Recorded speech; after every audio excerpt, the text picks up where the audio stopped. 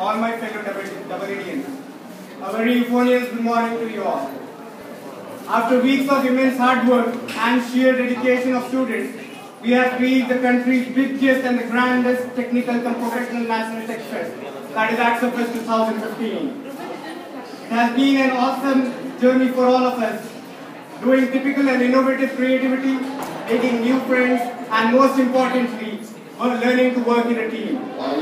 So everyone, get ready to witness the celebration and euphoria at the country's biggest fest. Before starting on, let's start the event with the glorious word of Holy Quran. I want to call Abdul Aziz Salafi of Tripoli Final Year to come and with the euphonious voice. أعوذ بالله من الشيطان الرجيم بسم الله الرحمن الرحيم الحمد لله رب العالمين الرحمن الرحيم مالك يوم الدين إياك نعبد وإياك نستعين اهدنا الصراط المستقيم صراط الذين أنعمت عليهم غير المغضوب عليهم ولا الضالين.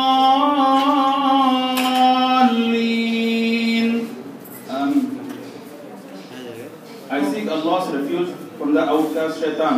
All praise be to Allah, the Lord of the worlds, the most beneficent, the most merciful, owner of the day of judgment. You alone we worship and you alone we seek help. Guide us to the straight path, the path of those whom you have bestowed your favor, not the path of those who earn your anger, nor of those who are strict. Sadaqallahu al-Azim. Thank you, Aziz. Now I call upon the chief guest to come and raise the dial.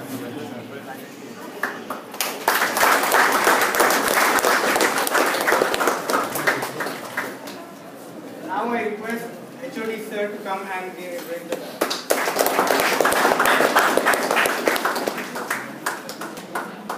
Now I request Dr. Sajid sir to come and raise the dial.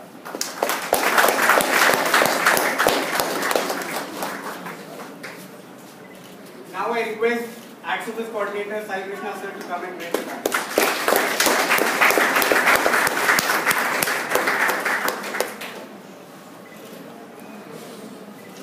I would like to call Sheikh Naeem, chairman of IAI, to come and give the welcome address.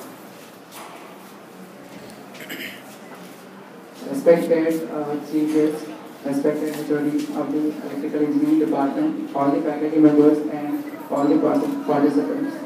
So, I welcome all the participants and congratulate for the selection for PPT and do well in the PPT. Thank you.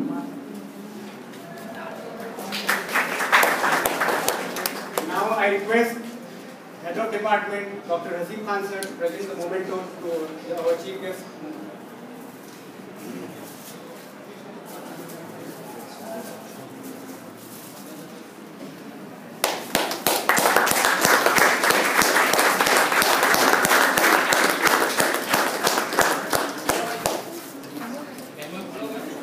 Now I request Sajid sir to give the shawl, present the shawl to our chief guest.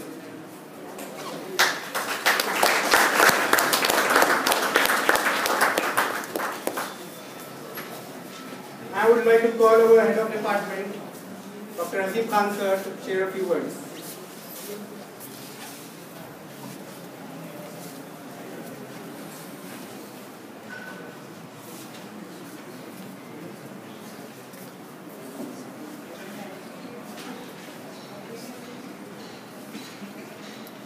Respected chief guest, Mr. Muhammad Suhail bin Azram, Mr. Dr. Ismail Khalid, Associate Professor, Electrical Department, Mr. Sai Begum, and Mr. Rajesh Begum, the coordinators of the AXOFest 2015, faculty members, student coordinators, and all my dear friends. I am very happy to see you all here, even though today there is India-Pakistan match in the World Cup. shows your enthusiasm towards the Arts of 2015. Because I've seen that you have been working for this day for the last 2 weeks. And it shows me that your hard work, your commitment, your teamwork is more than a cricket match. First of all, I would like to congratulate you and thank you for showing that spirit.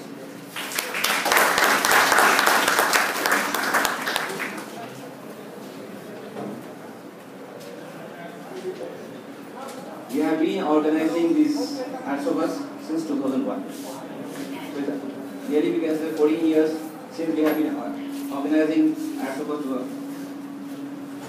But the change what we find this year in the Arts of Us is mainly because of the outcome-based education which we are aiming for.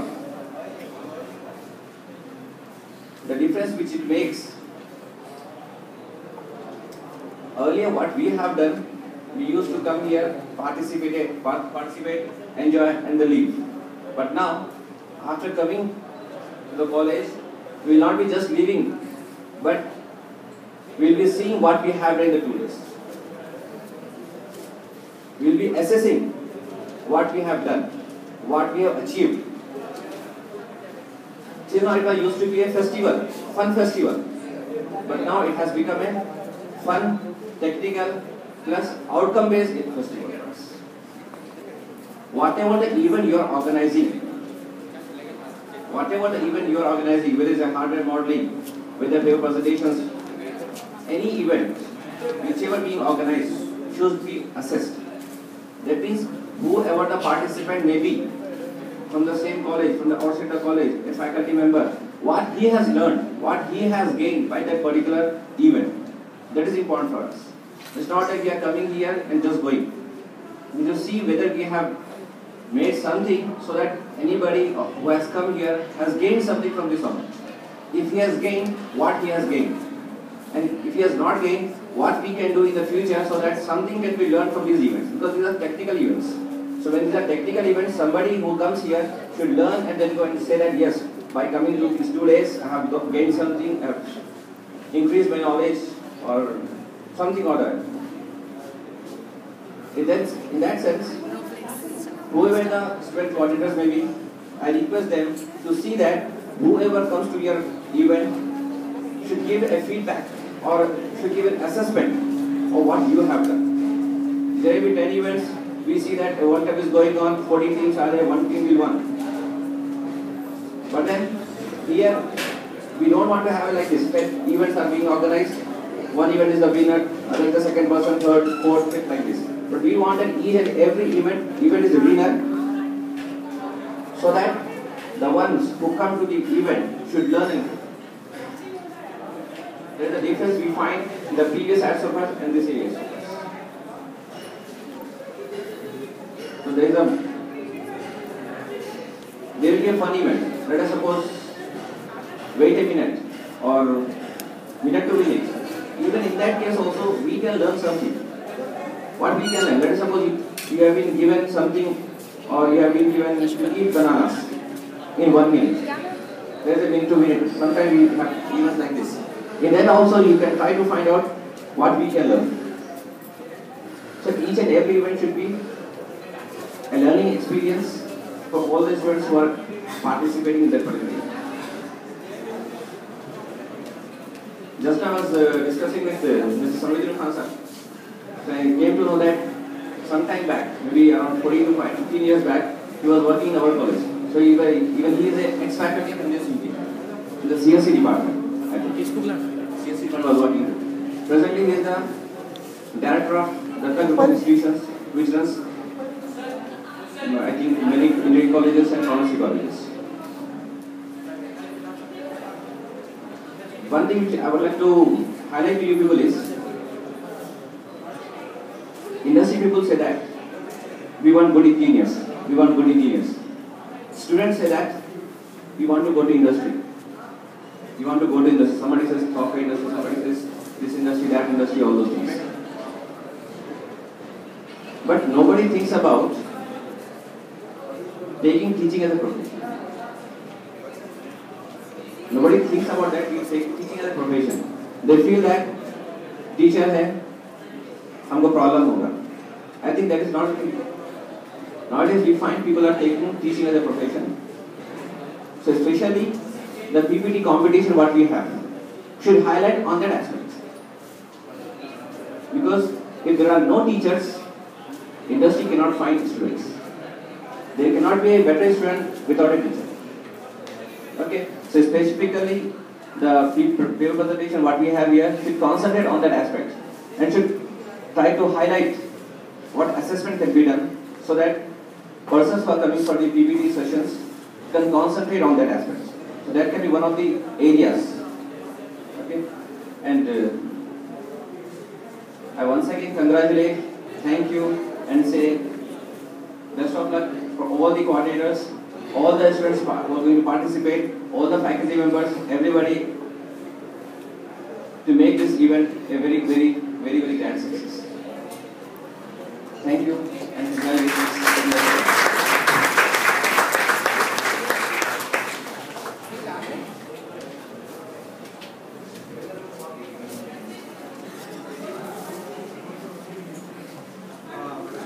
Sorry for the one slip of event. I would request the student coordinator of Tripoli to present the bouquet to our chief guest, Samir Hussain Khan.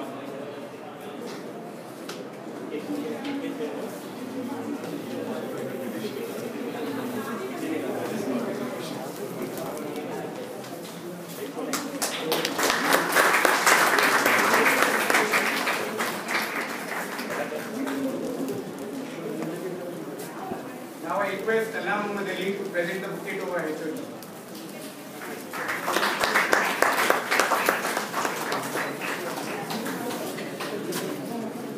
Now I request Firazat Rasul Khan to present the bouquet to Sai Krishna sir.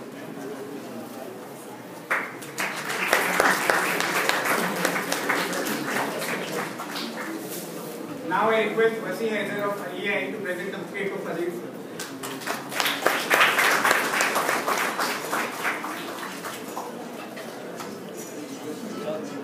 Now I request Acts Office Coordinator Sai Krishna sir to introduce us to the speaker.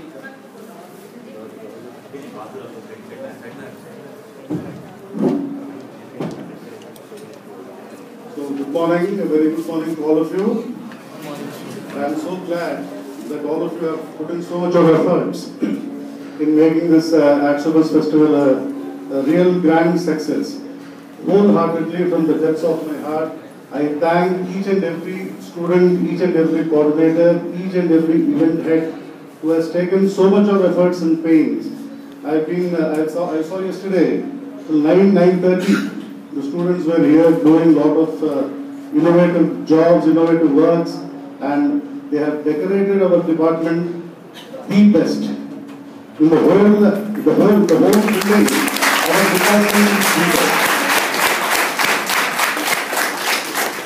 So, congratulations to all of you, and to this beautiful decoration that we have done for this event, we have amidst us a most eminent person, Mohammad Samiruddin Khan Sahab. He is, firstly, I should say, he is a very nice person. This is his first qualification. He is a very nice person. The rest of the things will follow afterwards. Samir Khan Sahab, in a couple of months, would be defending his PhD in computer science, and soon he is going to become Dr. Samir Sahab. So let us wish him all the best for that first.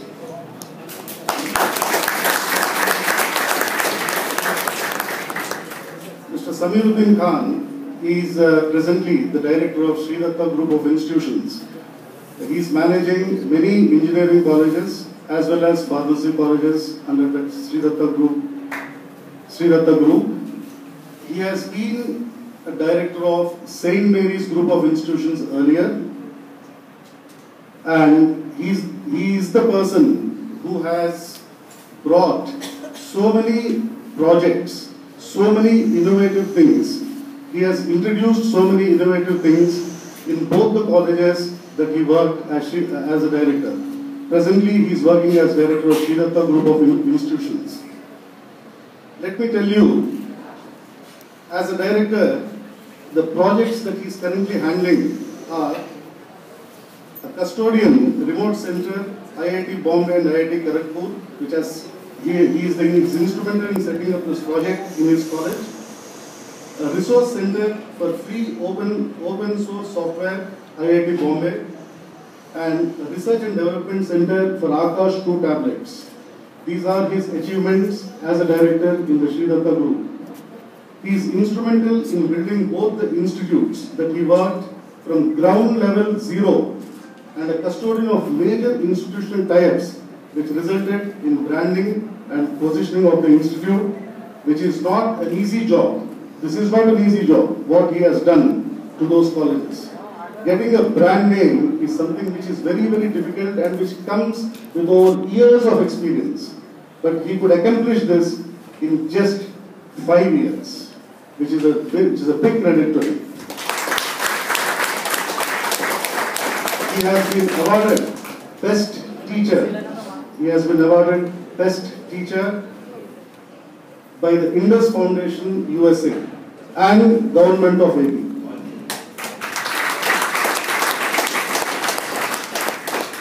And his vast experience, 23 years of teaching and administrative experience, I request him to say a few words, to speak a few words on this occasion. Thank you very much for giving me the opportunity.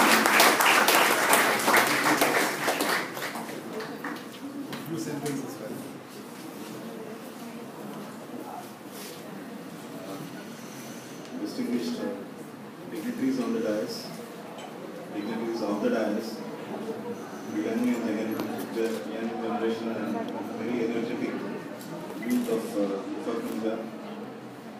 A very warm welcome from my side at the outset. You give a lot of energy to the youngsters. I was coming, my car was stuck inside and I saw jubilant, energetic young youth standing outside there with t-shirts, and suddenly I got that surge of energy in me. Everything will go well now.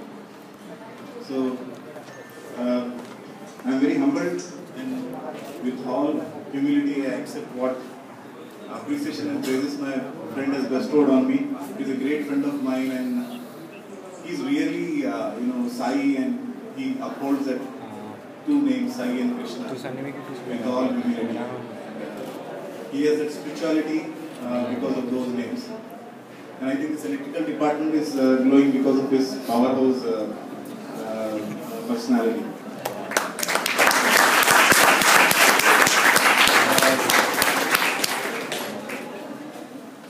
I am honored here to be a chief guest. I would rather be happy considering myself to be associated with you on this occasion. I was asked by Sai Krishna Garu to say a few words regarding the technical festival. Asif Khan sir was so generous to go ahead and expose that I was one of the faculty in Punjab. People have dreamed to study in Punjab. I had the opportunity to teach the people who dream to study in Punjab, and I thank God for that. Now coming to the two words which I took from Asif Khan sir, that is innovations and output-based education. So these two words, please understand the definition of it. The country requires innovations. You are a citizen of a country which is the youngest democracy. 320 million people are below the age of 25 years. We are the country with youth, and out of that 320 million, it's very sad to the 300 million who are studying in intermediate and SSC. Only 14% of it go for higher educations like engineering, science and management. It's a very sad story there. And you are the persons who are riding this edge. And you are the fortunate ones who are riding this edge. And we as teachers and we as your elders, we as directors, principals of the government need to do much for you to polish your skills. So the question again lies, where do we fail to innovate? where do we fail to create? What is that is hindering our creativity? Is the blame to the higher educations? I think it's not the higher educations. It's because of the primary education you had, and the real root cause problem lies there. Because as a teacher, I have studied various syllabuses, CBSE or state syllabus or IS, ICS, whatever. You know, the very nature of that syllabus kills your creativity. The very nature of it. What do you do in intermediate? You learn Newton's first law, second law, third law. The same thing you continue doing in engineering also. The time you come in engineering college, your quench or your thirst for creativity is totally died down. And engineering now in the science or technology is dying down very fast. Unless something different happens. That's why the magic word brought by US, Washington Accord 2008, that India needs to change, the world needs to change. All these years they were telling that 80% are on the non-employable category, 20% only is employable. What is the reason? Suddenly Apple fell on their head and they thought, we need to change the input-output based education and we need to switch on to the output based education. This college, is remembered by two great personalities. One is Amjad Ali Khan Sahab and another is Ghulam Ahmad Sahab. They never used any SWOT analysis to devise the program educational objectives. They were the natural learners, they were the natural talent, and they had this vision and mission. They framed their program educational objectives. And the program education objectives, what they framed at that time is now generating a lot of success. Today what we are doing is struggling with SWOT analysis to understand what's our strength, what's our weakness, what's our posture, what's the threat, and then we devise our PEOs, what we call as program education. Then we try assessing them. They have done it without any tool. And you should be fortunate to study in such a college where the visionaries had set all the road away for you, the route map for you. As I said, why is that creativity not in us? It's because you have lost that deep sense of inquiry. That high spirit of inquiry is lost within us. We have tried to, form boundaries in knowledge. We have divided learning into boundaries. Learning cannot be divided into boundaries. Learning is boundaryless, knowledge is boundaryless. Can you say that I have learned electrical engineering and I will solve all the life problems related with electrical? Is it true? Is that statement true? Do you think problems have boundaries? Let us take one simple example. You have a computer system in your lab which is having a CPU box which is vertical. Now some students were working with that computer system recently. The horizontal CPU boxes were made to vertical. The idiot designer did only one simple thing. He rotated it horizontal to vertically and he called it as an innovation. But you as an engineering graduate, when you go through it, you analyze it, you feel that there is a center of gravity of the box. The power box or the power supply box is kept at the top. Right? And we had PCBs at that time, card slots, and the Kool-Aid that circulates in the box was blocked by the first PCB. Because of that, other elements were getting heated up.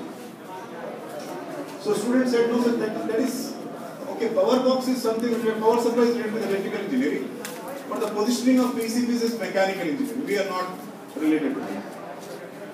Really what's happening, the electrical engineers and the mechanical engineers, what they have done, they have messed up the life of a computer science engineer because the box gets heated up, the PCBs collapse and his work is collapsed. So problems have no boundaries. Problems have no boundaries. Similarly, learning has no boundaries. What I mean to say is that it's a deep understanding of the problem which is required. The multidimensional understanding of the problem is required. No boundaries, please. Learning has no boundaries.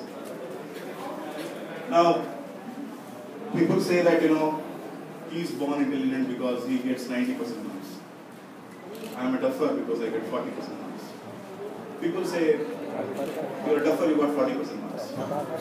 Your father says, Pappu can't dance. Kullu तेरा क्या होगा? You think that people are born intelligent and dull? You have different mindset, different brains, significantly different, but I just want to give an example. Some of you here might be aspiring to go for an MS program in Germany, because I learned that German has a lot of scholarships and free education. You go for an elementary course for 1 year. Then you say, no, I think I should go for an advanced course. Then you go for an advanced course. Then you say, yes, I have learned German now. I have learned a foreign language. I have learned an exotic knowledge. Somebody goes to Max Miller Bhavan in Pune to polish their German language. 2.5 years. And you are able to understand German. You are able to read German. You are able to struggle to speak German. That means we say that by default, God has embedded that logical, complex problem solving skills in us. We don't realize everyone has it. It's embedded in our mind by birth. We can solve complex logical problems, but we don't realize it. Now let me relate this with example. What I have just started, German part. So you say that this person is more capable and intelligent because he has learned a foreign language. He has that deep sense of complex logical problem solving ability. But do you know, in the age group of 2 to 6 years, we all learn a foreign language. Later we call it as mother tongue. Yes or no? So do you think that a person who learns German is according to you most intelligent and most capable? Then what do you say for this 6 years kid? What do you say for the 6 years old kid?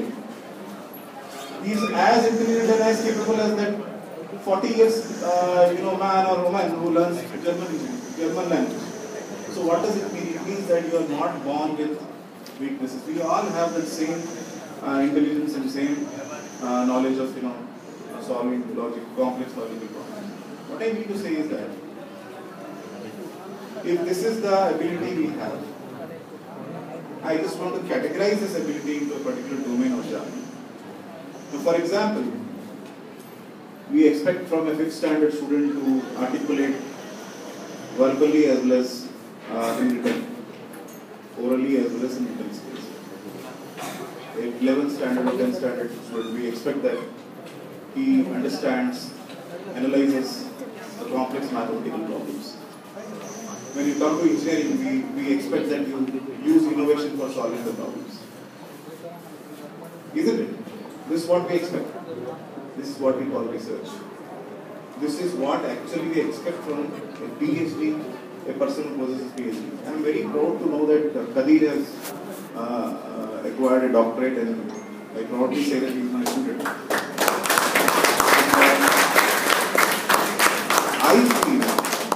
I feel that a degree in engineering, whether it's undergraduate or postgraduate, you say it's education.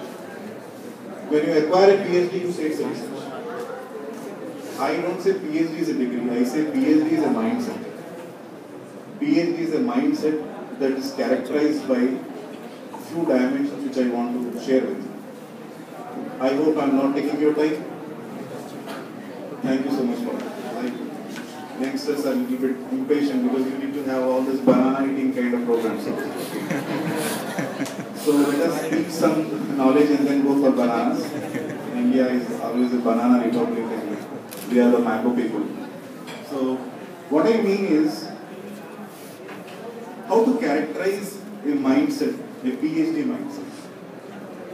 First thing is the deep sense of inquiry you need to have. The high spirit of inquiry. The curiosity. Secondly, you require the critical analysis. Critical analysis in terms of who solved this problem earlier, to what extent they got the solution, where they failed. This is called critical analysis. Then comes a rigor and discipline. Rigor is, not so good at mathematics, but I came across a description: A not equal to B not equal to C. and we say that all the three variables are distinct. Is it the case? I don't think so. This old book in which there was written A not equal to B not equal to C not equal to A completes that three distinct variable definition. That's called the rigor. That's called the rigor. And discipline is how you discipline your mind. You know, we are very good in very good orators. We speak very good. You know, whenever we are called in a function like me, I speak very good. But when we are asked to do a written articulation, so we don't do well there. We say English is foreign language, you know, we are not acquainted with this language, and that's why I had some errors in it. I tell you, do the same thing in your mother tongue. Use your own language, you know, and what you say, you write it. Multiple errors will be there. It's because you did not discipline your mind for a succinct, you know, articulation. We require a succinct articulation, which is one of the characteristics of a research oriented. Then you have this good ability to analyze things. Indians are very good in analysis, but we are very poor in synthesis. We need to develop it. Perseverance, the ability for not giving up. These are the characteristics that make up a research mindset. And you enhance it, you become a PhD holder. There are so many PhD holders, former PhD holders that do not possess these characteristics. Don't you think all these characteristics or dimensions, what I just described, require or is the essence of education system? Is it not the essence of education system? Is it not the essence of a professional organization? Why do we limit it to a PhD degree? See, submission of a thesis is only an incident. It's just an incident. There are formal PhD holders who do not possess this mind. Their thinking is orthogonal to all the dimensions what I just talked about in front of you. Why did we lose that questioning ability in us? Why did we lose? You are a child, you know. Your mother brought a very big can of chocolates one day to your house, and you know, she had kept in the shelf over there so that you could not reach. She told, morning one, evening one, you will have only 2 in the day. You are not happy. You are a greedy person. I want them all. The problem is the height of that jar, and the solution is to reach there. How do you reach? You jump, but you found that, you know, your height did not support you. Maybe you need to grow up. You saw a stool in the corner, you pulled it. You pulled it, got to near the jar or the refrigerator, and you had that success of grabbing the jar. The only thing, it fell down. But you giggled and laughed. It was a big laughter after that success you had to grab the jar. Did you laugh? Did you have that experience in your life? Yes? How much long back have you laughed like that? Please tell me. The last time you laughed like that, can you just calculate? You never laughed like that. You never laughed. You had the courage to ask questions to your father. That father, which heroine did you like in your youth? Can you ask that question to your father now? You are afraid because you know this old man will not give me the money if I ask such a question. But in the childhood, you had that boldness in you. Where is that boldness lost? See, you know Sri Ravi Shankar? He is a renowned, saint related to the art of living. Barkhadat asked a question to him. What are you? Are you a God man? Are you God? What are you? He told, I am a child who doesn't want to grow up. I am a child who doesn't want to grow up. Why? Because the child had that inquisitive mind, the curiosity to know things, to know how the nature works, to know how we are in the organic form, to ask bold questions. Whenever we asked a question in the school, the teacher said, shut up, you are disturbing the class. So, मुर्गा बना दिया, बाहर भेज दिया,